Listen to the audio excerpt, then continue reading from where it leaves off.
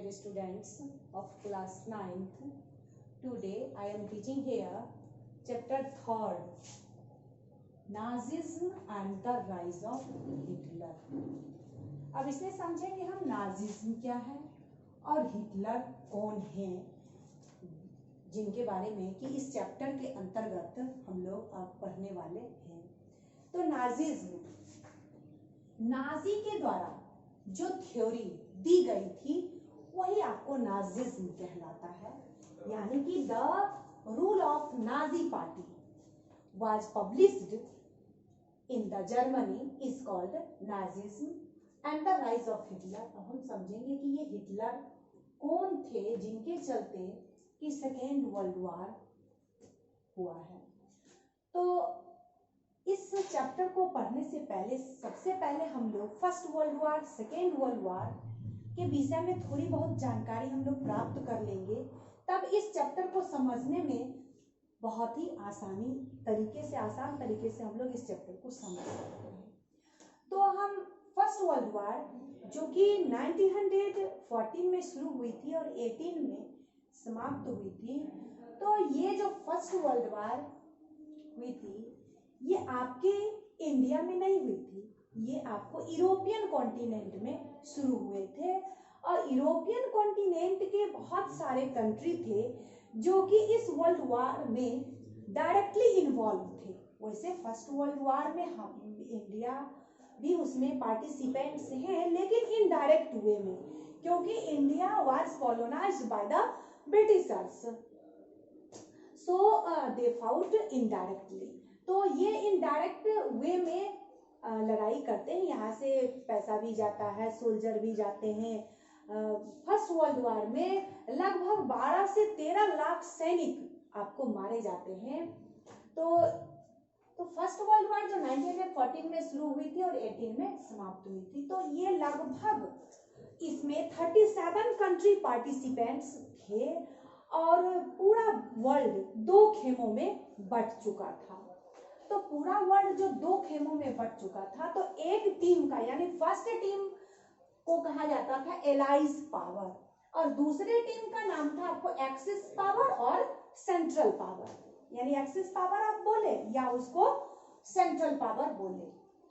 तो पहला जो है एलाइज पावर, तो एलाइज पावर के अंतर्गत तो इसमें मैं दोनों वर्ल्ड वॉर के जो पार्टिसिपेंट्स हैं, यानी को फर्स्ट वर्ल्ड वॉर में कौन है और कौन कौन कंट्री आपको सेकेंड वर्ल्ड वॉर में है, तो मैं दोनों कंट्री का एक साथ यहाँ पे कंपैरेटिवली मैं यहाँ पे लिख दी हूँ, ताकि आपको कंपैरिजन करने में सुविधा होगी कि फर्स्ट वर्ल्ड वॉर में एलाइज पावर में कौन से कंट्री थे और सेकेंड वर्ल्ड वॉर में एलाइज पावर में कौन से कंट्री थे। फिर आपको एक्सिस पावर या सेंट्रल पावर में फर्स्ट वर्ल्ड वॉर में कौन कौन से कंट्री थे और सेकेंड वर्ल्ड वॉर में कौन कौन से कंट्री थे। जब दोनों को एक साथ कंपैरेटिव आप स्टडी करेंगे तो उसमें आप निश्चित रूप से समझ जाएंगे कि दोनों में मतलब डिस्टिंक्शन क्या है। बहुत छोटी ही चीज का डिस्टिंक्शन है, लेकिन ये डिस्टिंक्शन बच्चों के मन में एक बहुत बड़ा इम्पैक्ट डालता है और बार बार वो कंफ्यूज करते रहते हैं कि एलाइज पावर में कौन है, सेंट्रल पावर में कौन है, फर्स्ट वर्ल्ड वॉर में कौन थे, सेकेंड वर्ल्ड वॉर में कौन थे। तो इसीलिए इस चैप्टर को मैं शुरू करने से पहले आपको मैं थोड़ी सी कंफ्यूजन को दूर करती हूँ। तो चलिए, इसमें है एलाइज पावर। एलाइज पावर को हिंदी में हम लोग मित्र राष्ट्र भी बोलते हैं, तो चलिए हिंदी से कोई लेना देना नहीं है। तो एलाइज पावर में आपको थे इंग्लैंड, रशिया, यूएसए, अमेरिका वैसे 6 अप्रैल 1917 को ही ये इसमें आकर के जुड़ते हैं। फिर है France, Italy, Serbia, Bosnia, Japan. वैसे मैं सर्बिया बोस्निया इसलिए मैं लिखी हूँ क्योंकि जब इसका लास्ट काउज पे हम लोग पहुंचेंगे कि कैसे ये वर्ल्ड वॉर, इस फर्स्ट वर्ल्ड वॉर का जो इमीडिएट काउज क्या है, तो उस समय इस सर्बिया और बोस्निया की चर्चा होगी और आपके मन में कंफ्यूजन वहां पे हो जाएगी कि सर्बिया एलाइज पावर में है कि सेंट्रल पावर में है। इसीलिए वैसे सर्बिया बोस्निया एलाइज पावर के प्रोमिनेंट कंट्री नहीं है, फिर भी मैं इसमें लिख दी हूँ।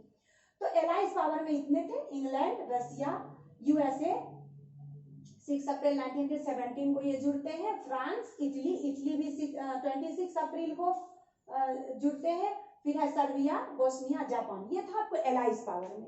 फिर चले आइए आपको एक्सेस पावर और सेंट्रल पावर, जिसको कि हिंदी में धुरी राष्ट्र भी बोलते हैं। तो इसमें आपको आता है जर्मनी। देख लीजिए, यही जर्मनी जहां के हिटलर है, यानी तो Germany, Austria Hungary. Austria Hungary, यहाँ पे दो कंट्री है, ऑस्ट्रिया एंड हंगरी। चूंकि उसको एक साथ ऑस्ट्रिया हंगरी हम लोग लिखते हैं क्योंकि ऑस्ट्रिया ही हंगरी पर डोमिनेट किए हुए था, उसको कॉलोनाइज किए हुए था, इसीलिए इसको हम एक साथ लिखते हैं, ऑस्ट्रिया एंड हंगरी। फिर है आपको ओटोमन टर्की। ओटोमन टर्की के अंतर्गत ढेर सारे कंट्री आते हैं इसमें, छोटे छोटे, लेकिन इसके जो बड़े कंट्री है उनका नाम है टर्की। और टर्की ही एक ऐसा कंट्री है जो सारे उसके जो स्मॉल कंट्री थे उस पे अपना डोमिनेंट स्थापित किए हुए थे। तो इसकी चर्चा बाद में होगी, ओटोमन टर्की क्या है या ओटोमन टर्की के अंतर्गत कौन कौन से छोटे छोटे कंट्री आते हैं। तो मतलब इसकी चर्चा 10th क्लास में है, आपके इस 9th क्लास में नहीं है, उसमें पढ़ाई होगी बाल्कन इरा। तो इसके ओटोमन टर्की के अंतर्गत जो छोटे छोटे बाल्कन इरा के पास जो कंट्री है, उन कुछ कंट्री को ये अपने ऊपर ये डोमिनेंट किए हुए थे और उसको होल रूप से वहाँ के पूरे छोटे कंट्री और बड़े कंट्री सबको मिला करके एक ही साम्राज्य बना दिया गया था और उसका नाम था ओटोमन टर्की। तो ये था आपको सेंट्रल पावर में। तो सेंट्रल पावर में कितने हो गए main country? 3, Germany, Austria Hungary, Ottoman Turkey. तो ये था आपको एक्सिस पावर में। अब चले आइए आपको story of the second world war, 39 से लेकर के कब तक? 45 तक, 1939 टू 1945। अब इसमें फर्स्ट वर्ल्ड वॉर में आपको अमेरिका, रूस, ब्रिटेन, फ्रांस, चीन, पोलैंड, यूगोस्लाविया एंड ग्रीस, तो ये आपको आ जाते हैं सेकेंड वर्ल्ड वॉर के एलाइज पावर में। सेकेंड वर्ल्ड वॉर के एलाइज पावर के अंतर्गत इतने कंट्री आते हैं। वैसे प्रोमिनेंट कंट्री के रूप में जब आप जानेंगे या एग्जाम के पॉइंट ऑफ व्यू से जब आप ध्यान में रखेंगे तो फर्स्ट वर्ल्ड वॉर का prominent country England, Russia, America, France, Italy भी आप रख सकते हैं, इटली और जापान, यानी कि ये प्रोमिनेंट कंट्री के रूप में या एग्जाम के पॉइंट ऑफ व्यू से पूछते हैं। चलिए इसमें सेकेंड वर्ल्ड वॉर में इसमें भी प्रोमिनेंट कंट्री में आपको अमेरिका हो गया, रशिया, ब्रिटेन, फ्रांस, फिर चीन है, जापान एंड इटली। चलिए तो ये story of the second world war की कहानी है। अब इसमें है, यहाँ पे मैं देखिए, यहाँ पे मैं जापान और इटली लिखी हूँ, लेकिन इसमें जापान इटली मैं नहीं लिखी हूँ। ये भी आप ध्यान रखेंगे कि एलाइज पावर में, allies power of first world war में हम इटली और जापान की चर्चा मैं की हूँ, लेकिन story of the second world war में इटली और जापान की चर्चा मैं नहीं की हूँ और उसको उनका नाम भी यहाँ पे मैं मेंशन नहीं की हूँ। अब चले आइए second world war, axis power और सेंट्रल पावर।